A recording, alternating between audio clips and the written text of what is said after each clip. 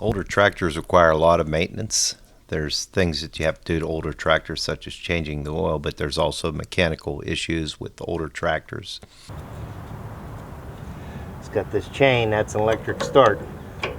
There's general tune-ups, changing the spark plugs and the points.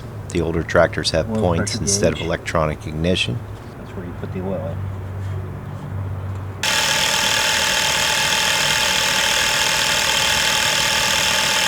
The Caterpillar track loader is my favorite piece of equipment because I've had it the longest, and I rebuilt it when I was young. Each tractor can do a different type of work.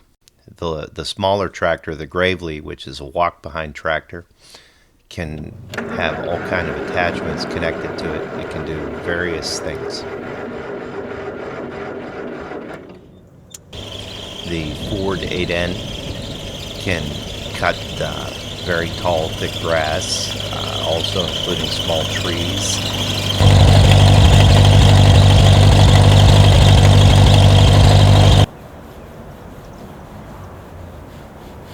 The old equipment's built a lot heavier, and it was all designed before the time of computers.